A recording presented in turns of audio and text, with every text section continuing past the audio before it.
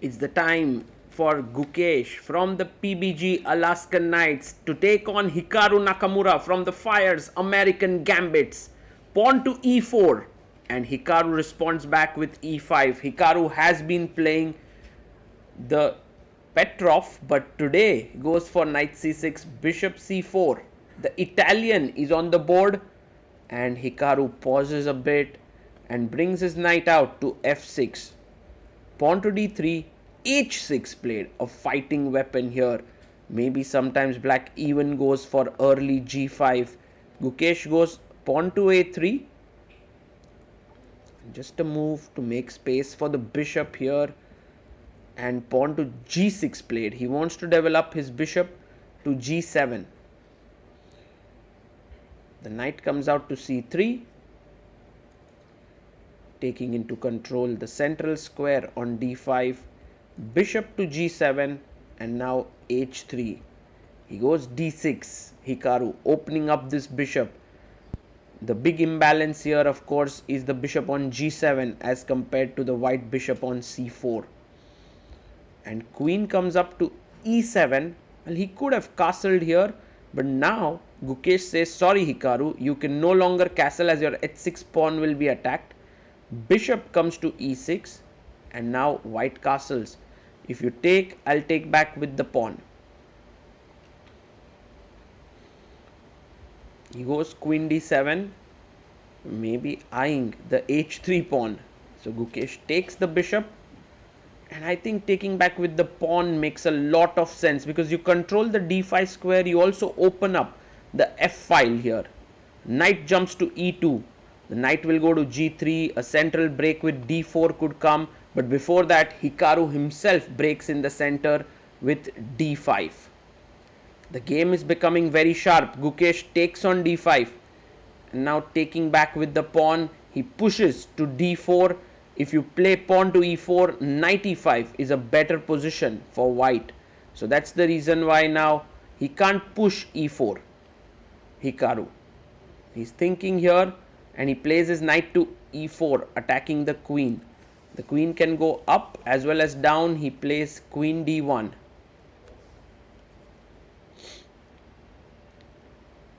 And now pawn takes pawn taken here. Gukesh takes back with the knight on d4. And knight drops back to e7. The bishop pops out on f4, looking at the c7 square. There is pawn to c5, attacking the knight, and bishop e5. Very cool move. The bishop is hanging. If you take here, I attack your queen. So he goes back, knight f6, and already Gukesh is starting to press. Knight goes back to e2. It's coming to f4. If black castles here, which he does, then knight can jump to f4, attacking g6 and d5. Many possibilities here. He goes rook e1 first, taking control of this open file. Hikaru adjusts all the pieces in the center. He's under a lot of pressure. Even though Gukesh has no central pawns, his pieces are ideally positioned. And now knight f4. Beautiful move. And b6 played to control this diagonal, to bolster the structure, and h4 going against the move g5.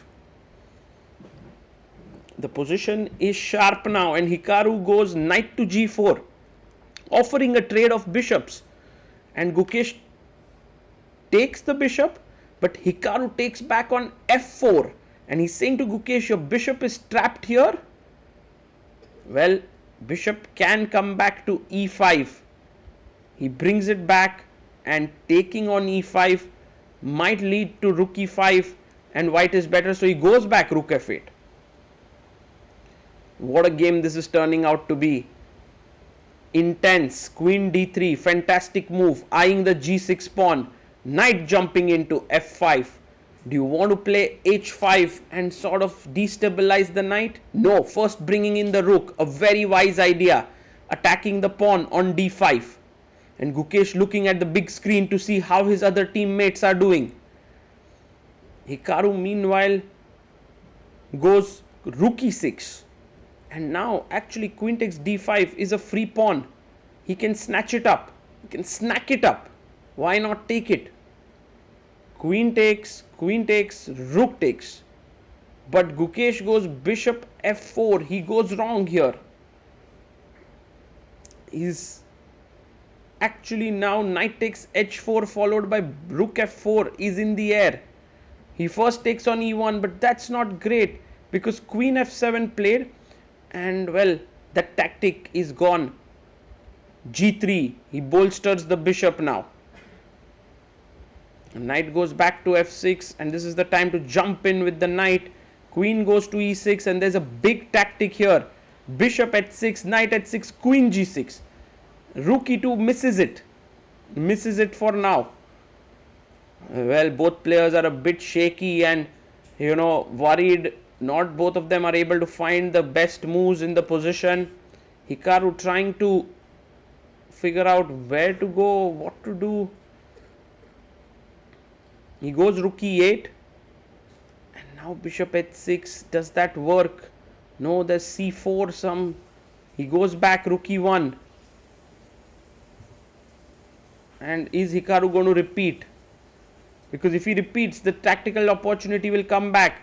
He goes back queen c8, and there it is, bishop h6 possible once again. If bishop h6, this time c4, there's queen f3. And now if you take, this is hanging.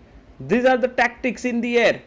Can Gukesh chop off the pawn on h6? He has 1 minute and a few seconds on the clock. And boom, he takes it. Pawn to c4, he plays queen f3.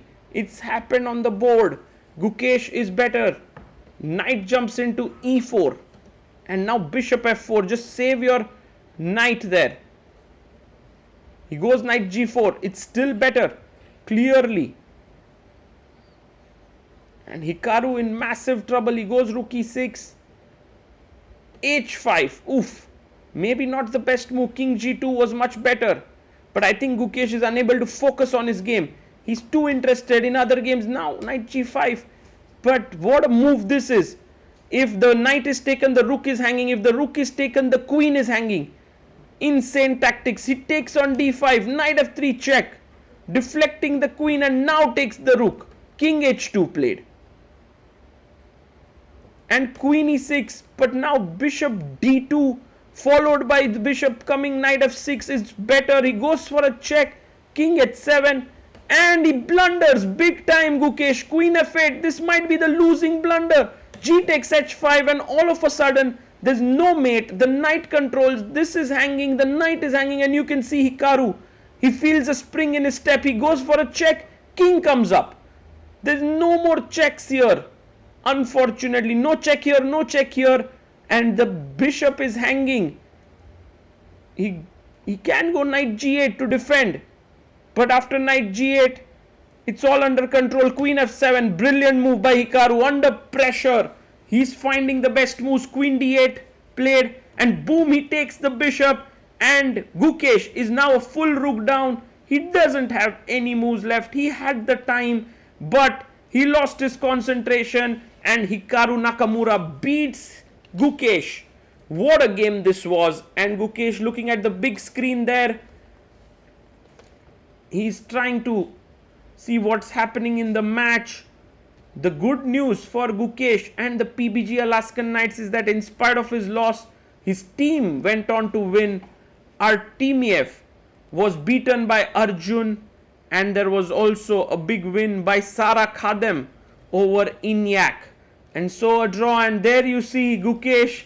He has a smile on his face. How many times would Gukesh smile after losing a game? But that's what team championships are all about.